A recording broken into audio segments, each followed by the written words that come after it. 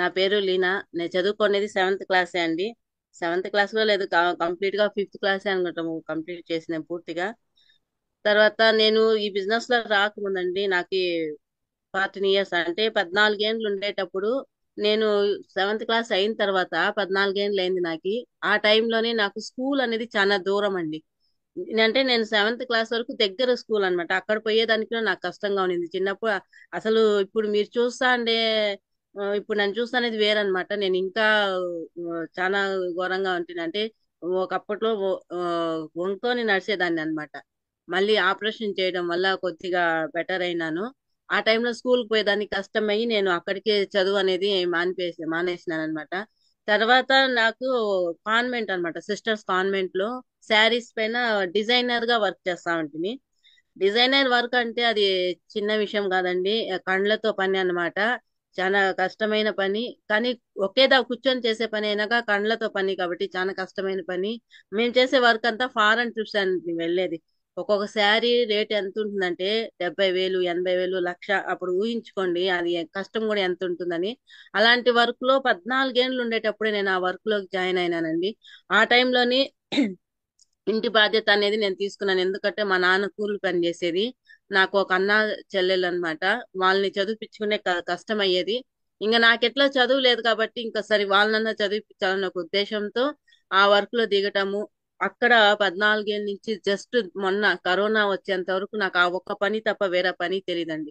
అలా వర్క్ చేస్తా ఉంటేని అలా చేస్తానే ఫ్యామిలీ రన్ చేసుకొని వచ్చి అన్నని చదివిపించిన, చెల్లెల్ని చదివిపించినాను. చెల్లెల్ని ఫిజియోథెరపీ డాక్టర్ గా చదివిపించినాను. మంచిగా లైఫ్ అనేది జరుగుతానిందండి. చూడండి, మనకి కరోనా వచ్చి చాలా మంది లైఫ్ అతలాకుతలం అయిపోయింది. సేమ్ నా సిచ్యువేషన్ అదే అన్నమాట. నేను ధైర్యంగా ఉంటే నీ పని ఉంది కదా ఇంకేం లే అనేసి భయం లేదులే అనుకున్నాను. కానీ కరోనా రావటంలో మాకి ఆ ఆ రాకపో అంటే ఫారెన్ నుంచి ఎగుబంతులు దిగుబతులు ఆగిపోవడం వల్ల ఒక్కసారిగా ఎంత పెద్ద ధైర్యంగా ఉన్నాను నేను. అది ఒక్కసారిగా మూత పడడంతో ఆ, ఏం దిక్కు తోచని పరిస్థితి అయిపోయింది.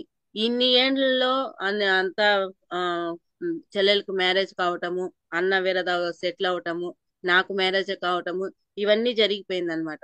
జరిగిపోయి ఇద్దరు పిల్లలు, ఆ ఇద్దరు పిల్లలు వెంటనే మా హస్బెండ్ కూడా హెల్త్ బాగలేకుండా చనిపోవటము అన్ని జరిగిపోయింది. హస్బెండ్ సపోర్ట్ ఉంటాడనేసి అనుకున్నాను, కానీ అది వేరే రకంగా అయిపోయి ఇంకా బాధ్యత అనేది ఇంకా ఎక్కువ అయిపోయిందండి. ఇట్లా టైంలో నాకు ఒక్కసారిగా అది మూత పడేలోకి ఏం చేయాలని దిక్కు తోచలేదు. కానీ దేవుడు ఉండాలి ఏదో ఒక రకంగా అనేసి అనుకున్నాను. ఆ టైంలోనే ఒక చిన్న షాప్ అండి, ఆ, డాక్రా గ్రూప్ లో లోన్ తీసుకొని చిన్న షాప్ అనేది పెట్టుకున్నాను.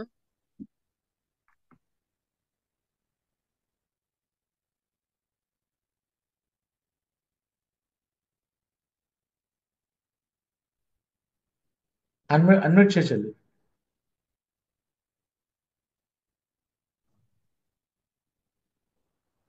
థ్యాంక్ యూ మా గురుజీ. ఆ చిన్న షాప్ అనేది ఇంటి దగ్గరే పెట్టుకున్నాను అనమాట. ఆ టైంలో అండి, ఇక్కడ షాప్ అంటే చాలా మంది షాప్ పెట్టిండే వాళ్ళు కూడా తెలుస్తుంది.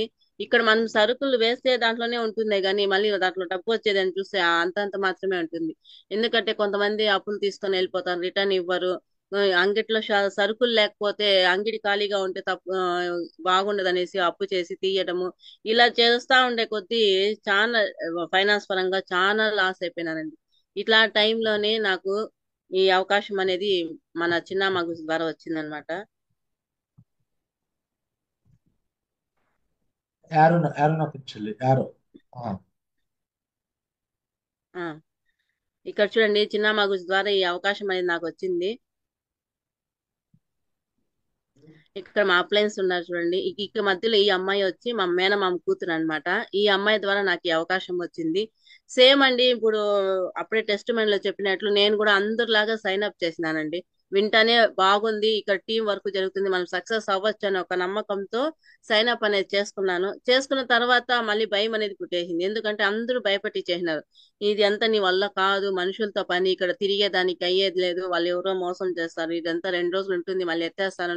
ఇలా మాటలు చుట్టుపక్కల ఉండే వాళ్ళంతా చెప్పలే. ఇక్కడ మీకు కూడా ప్రతి ఒక్కరికి ఇది అనేది ఎదురైంటుంది. పక్కన ఉండే వాళ్ళందరూ అదే చెప్తారు, ఇది వద్దు, చెయ్యొద్దు, అవ్వదు, ఇదంతా 2 రోజులు ఉంటుంది ఎత్తేస్తారని. అలాగే సేమ్ నాకు జరగటం వల్ల నేను వాళ్ళకి మళ్ళీ టైం అనేది ఇవ్వలేదన్నమాట. వాళ్ళు వస్తామంటే కూడా ఇంట్లో ఉండేదాన్ని కాదు. ఈ ఇంకా సొంత మేనమామ కూతురు కాబట్టి ఆ పాపకి అడ్డం చెప్పలేకుండా వాళ్ళు వస్తారంటే నేను ఇంట్లో ఉండకుండా వెళ్ళిపోయేదాన్ని. ఇలా చేస్తా ఉండగా సడన్ గా అన్నమాట, నిజంగా ఆ రోజు చిన్నమ్మ గురించి మా ఇంటికి రావడం, జస్ట్ నేను టెస్ట్ లో చెప్పిన మా గురించి వేరే వాళ్ళ కోసం రావడము, మళ్ళీ మా అప్లయన్స్ ఇక్కడ చాలా సార్లు ట్రై చేసినాము, ఇక్కడ అమ్మాయి ఉంది చాలా సార్లు ట్రై చేసినాము గురించి కానీ కాలేదు అనేసి అంటే, నేను మాట్లాడతాను పదండి అని మా ఇంటికి సడన్ గా రావటము. నేను చెప్పినట్లు మా గురించి వచ్చిన రోజే మా అమ్మ చనిపోయి కరెక్ట్ గా 1 సంవత్సరం అన్నమాట. ఆ రోజు గురుజీ వచ్చినారు, ఇంట్లో కూర్చున్నారు. ఫ్యూచర్ ఎలా ఉంది అనేసి నాకు కళ్ళు కట్టినట్లు చెప్పినారండి. మనం కూడా ఫాలో అప్ పోయేటప్పుడు ఏదో టూకీగా మనం ఎప్పుడు కానీ చెప్పకూడదండి. మనకి వాళ్ళకి ఫాలో అప్ చేసేటప్పుడు వెనకాల ఫ్యూచర్ ఎలా ఉంటుందని వాళ్ళకి అర్థమయ్యే మరి చెప్పినామంటే ఎలాంటి వాళ్ళైనా కూడా డీడీ అనేది ఇస్తారనమాట.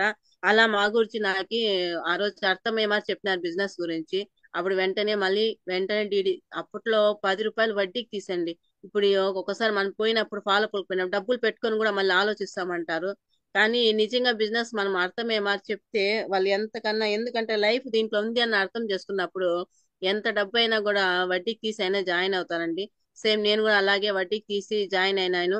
అయిన తర్వాత మళ్ళీ మా చెల్లెలు భర్త అనేది వాళ్ళని కూడా వెంటనే మా చెల్లెల్ని జాయిన్ చేయించుకోవడము, లెఫ్ట్ రైట్ వెంటనే జరిగిపోవడం వల్ల నాకు అప్పుడే క్యూస్ సెలబ్రేషన్ జరగటము.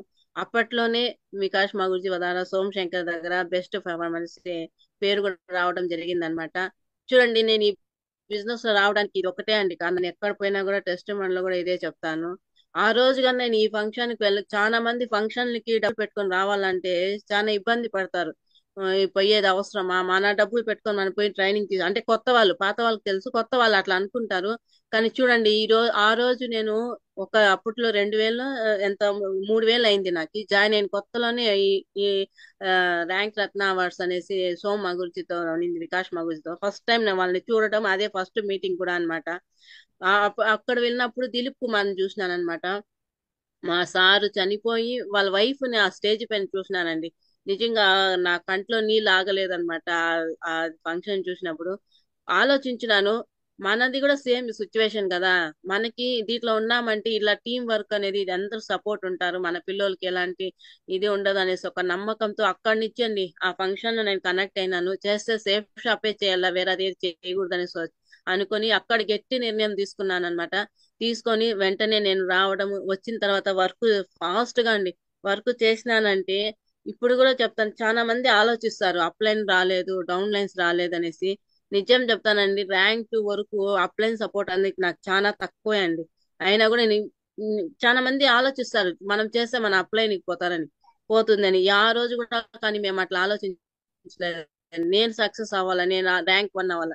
ఈ ర్యాంక్ 1 కూడా నేను ఏం డ్రీమ్ పెట్టుకున్నానంటే, మా గురించి అప్పుడు జూమ్ లో చెప్తా ఉన్నారు, దిక్సూసి అనేసి డైరీ అనేది ఒకటి పెడతాను, ఎవరైతే ర్యాంక్ 1 అవుతారో వాళ్ళ ఫోటో అనేది ఆ బుక్ లో వస్తుంది అని చెప్పినంటే చెప్పినారు. నిజం చెప్తానని నేను జూమ్ లో విని ఆ ఫోటో ఎట్లయినా నా ఫోటో ఆ బుక్ లో రావాలా అనేసి ఒక డ్రీమ్ అనేది పెట్టుకొని వర్క్ చేసినానండి. అప్పుడు వెంటనే ర్యాంక్ 1 అయిపోయినాను. ఆ ఆ డైరీలో కూడా నా ఫోటో అనేది వచ్చేసింది అనమాట. తర్వాత ర్యాంక్ 2 అండి, ర్యాంక్ 2 తర్వాత ఈ ఇది మటుకు నా లైఫ్ లో ఎప్పటికీ మర్చిపోని ఒక ఇది అన్నమాట. మా గురించి నన్ను ఎడిఫికేషన్ ఎంత చేసినారంటే, సోమశంకర్ గురించి ఇప్పటికీ నన్ను మర్చిపోకుండా నేనంటూ ఒక మా గురించి దృష్టిలో నిలిచిపోయినా అనమాట. దానికి కారణము చిన్న మా గురించి అనమాట. ఆ రోజు నన్ను అంత ఎడిఫికేషన్ చేసినాడు. ఫస్ట్ టైం నేను కెమెరా ముందు రావటం కూడా ఇదే ఫస్ట్ టైం అన్నమాట. నిజంగా ఏదైతే నాకు లోపం అనుకో నేను కెమెరా ముందు రాకుండా ఉంటినో, ఈ రోజు ఆ లోపమే నాకు ప్లస్ అయిపోయిందండి. ఈ రోజు ఏ స్టేజ్ ఎక్కినా కూడా నేను ఆ క్షణము నాకుండే లోపాన్ని నేను మర్చిపోతానన్నమాట. ఈ రోజు గ్రేట్ అన్నమాట. ఇది మటుకు మా గురించి నేను డైమండ్ అయితే కూడా ఈ రోజు జరిగింది నేను ఏ రోజు మర్చిపోను మా గురించి. అంతా నాకు గ్రేట్ఫుల్ గా మీరు ఆ మెమరీ అనేది నాకు ఇచ్చినారు మా గురించి. థ్యాంక్ యూ సో మచ్ మా గురించి.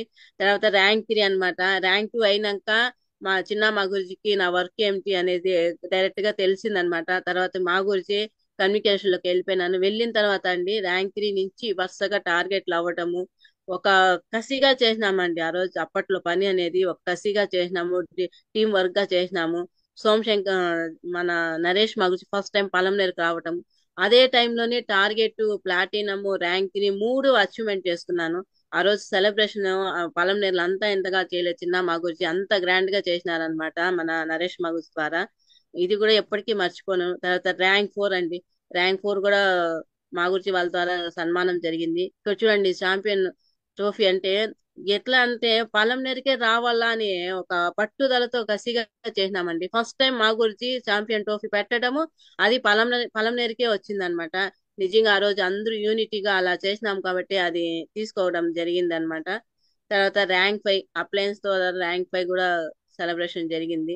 తర్వాత ర్యాంక్ 6 అన్నమాట. ఒక డైమండ్ ఫంక్షన్ లో నా టీమ్ తో పాటు మా గురుజీ గురుమాతతో పాటు ర్యాంక్ 6 అనేది తీసుకున్నాను అనమాట. ఫస్ట్ డైమండ్ ఫంక్షన్ పోయినప్పుడు వికాస్ మా గురుజీని ఎక్కడనో దూరం నుంచి చూసినానండి. కానీ రెండోసారి డైమండ్ ఫంక్షన్ పోయినప్పుడు వికాస్ మా గురుజీ దగ్గరగా ఫోటో తీసుకున్నాను. ఆ కానీ ఈసారి డైమండ్ ఫంక్షన్ లో మా గురించి చేతుల ద్వారానే పక్కన నిలబడుకొని ర్యాంక్ 7 సెలబ్రేషన్ అనేది కూడా చేసుకున్నాను అనమాట. మనం అంటూ నిలబడినామంటే ఖచ్చితంగా ప్రతి ఒక్కటి మనం అచీవ్మెంట్ చేసుకోవచ్చండి. ఇది ర్యాంక్ 7 సెలబ్రేషన్ అన్నమాట. ఇంతకు ముందే మీరు చూసినారు. చూడండి, ఈ బిజినెస్ లో రాకముందు ఎంతమంది ఎన్నన్నా చెప్పండి ఇది జరగదు అవ్వదు అనేసి, ఒక్కోసారి మనం ఫీల్డ్ లోకి పోయినప్పుడు కూడా నో అన్నప్పుడు ఒక్కోసారి మనం వెనక అడుగేసేస్తామండి. కానీ ఎవరైతే పూర్తిగా నమ్ముతారో ఈ బిజినెస్ ని, ప్రతి ఒక్కటి మనకి దొరుకుతుందండి. అసలు మా మా ఫ్యామిలీలోనే పెద్ద పెద్ద ఉద్యోగాలు చేసే వాళ్ళు ఉండారండి. వాళ్ళు కూడా ఇంతవరకు పాస్పోర్ట్ చేసుకోలేదండి. కానీ నాకు మా చెల్లెలికి ఇద్దరికి పాస్పోర్ట్ ఉండాది. బ్యాంకాక్ కూడా వెళ్ళొచ్చేసినాం అనమాట. ఇట్లా టార్గెట్లు వరుసగా విన్ అయినాం. ఒక ఆ, ఏదన్నా మా గురించి చెప్పినారంటే టార్గెట్ అవ్వాలంటే అయ్యేదాన్ని, వదిలే ప్రసక్తే లేదనమాట. అలా చేసి వరుసగా టార్గెట్లు అనేది విన్ అవుతా వచ్చినాము. చూడండి బ్యాంకాక్ ఇది ప్రతి ఒక్కరు ఇది అనుభవించాలండి. ఫ్లైట్ ఎక్కడం అంటే అది చిన్న విషయం కాదండి, మన లాంటి వాళ్ళకి అవ్వని పని అది. కానీ గ్రేట్ సేఫ్ షాప్ అన్నమాట. మనం అనుకున్నామంటే ప్రతి ఒక్కటి జరుగుతుంది. కానీ మనకంటూ ఇప్పుడు మా గురించి మార్నింగ్ చెప్పినట్లు పైన అప్లైన్ అనుకుంటానో లేకపోతే కింద డౌన్ లైన్స్ చేస్తాను అనుకుంటే మనం అవ్వమండి. మనం ఖచ్చితంగా మనం టార్గెట్ అవ్వాలా అని అనుకుంటేనే మనం అవుతాం. మనం అవ్వాలా అనుకుంటే పైన అప్లయన్స్ ఎంతైనా సపోర్ట్ చేసేకి రెడీగా ఉంటారనమాట. ప్రతి ఒక్కరు డ్రీమ్ పెట్టుకోవాలని కోరుకుంటాను. ఈసారి ప్రతి ఒక్కరు బ్యాంకాక్ అవ్వాలనేసి కోరుకుంటాను. తర్వాత యాపిల్ ఫోన్ చూడండి, ఫోన్ అనేది లేకుండా ఉన్నింది. కానీ ఈ సేఫ్ షాప్ లో వచ్చేసి యాపిల్ ఫోన్ కూడా తీసుకోవడం జరిగింది అనమాట. నా అచీవ్మెంట్లు కారు కూడా తొందరలో కూడా ఇది కూడా డ్రీమ్ ఫుల్ఫిల్ అయిపోతుందండి. దగ్గరలో ఉండాది, ఇది కూడా ఫుల్ఫిల్ అయిపోతుంది. తర్వాత ఇన్కమ్ చూడండి, చాలా మంది సేఫ్ షాప్ లో ఏమీ రాదు రాదు అనేసి అంటారు. కానీ నిలబడి చేసుకుంటే మనం ఇంత ఇంత పెద్ద చెక్కులు, ఇది కండ్ల ముందర మీరు అందరూ చూసిందే. కండ్ల ముందరే చూడండి ఎంత పెద్ద చెక్కులు తీసుకున్నాము. ఇప్పుడు ఈ చెక్ కాదు, ఇప్పుడు ర్యాంక్ 8 4 lakhs తీయాలనే డ్రీమ్ పెట్టుకొని ఉన్నాను. ఖచ్చితంగా అది కూడా ఖచ్చితంగా తీసుకుంటాము. మళ్ళీ మన సోమశంకర్ మా గురించి అనమాట. చూడండి మనం ఎంత లక్ అంటే సక్సెస్ అయిన వాళ్ళని ఎవరినో చూపించాల్సిన అవసరం కూడా లేదండి. ఎందుకంటే మన ఊర్లోనే ఫస్ట్ సౌత్ ఇండియా భాష ఫస్ట్ డైమండ్ మన ఊర్లోనే ఉండాలండి. ఇంతకన్నా మనకి ఏం ప్రూఫ్ కావాలా? చాలా మంది నో అనేలోకి డిస్టర్బ్ అయిపోతారు. మళ్ళీ అప్లయన్స్ ఫోన్లు ఎత్తారు, ఫీల్డ్ కి రమ్మన్నా రారు. కానీ ఒకసారి ఆలోచించండి, ఒక్కసారి సోమశంకర్ గురుజీని కానీ గుర్తు చేసుకున్నామంటే మనము బిజినెస్ లో ఒక ముందు అడిగేసేదానికి అవుతుందండి. మా గురించి చూసినప్పుడంతా నాకు ఒకటే గుర్తొస్తుంది, మనం ఎంత ఎదిగినా అంత ఒదిగి ఉండాలా అనేది నేను మా గురించి దగ్గర తెలుసుకున్నాను. ఎందుకంటే కోట్లు సంపాదించేసినాడు మా గురించి. కానీ మనం దగ్గరకు పోతే ఎంత అభిమానంగా మనం పలకరిస్తానంటే అది ఎక్కడా సాధ్యం అవదండి, ఎవరి దగ్గర కూడా ఉండదు. కానీ మన మా గురించి దగ్గర మనం నేర్చుకోవాల్సింది ఇదే అన్నమాట. ఇంకా పెద్దింటి శ్రీనివాస్ గురించి ఒకప్పుడు మా గురించి డైమండ్ ఫంక్షన్ వీడియో చూపించండి నేను ప్లాన్లు చెప్తా ఉంటుంది. కానీ ఈ రోజు మా గురించి గైడ్ లైన్స్ దొరకటం, మా గురించితో ఫోటో దిగటము అంతా జరిగిపోయింది. నేను అనుకున్నాను ప్లాన్ చెప్పేటప్పుడు మా గురించి వీడియోస్ చూపిస్తేటప్పుడు వీళ్ళంతా మనం కలిసేకి అవుతుందా, వీళ్ళతో మాట్లాడేకి అవుతుందా అని అనుకునేదాన్ని. కానీ ఎంత తొందర చూడండి నిలబడేలోకి అవన్నీ జరుగుతుంది అనమాట.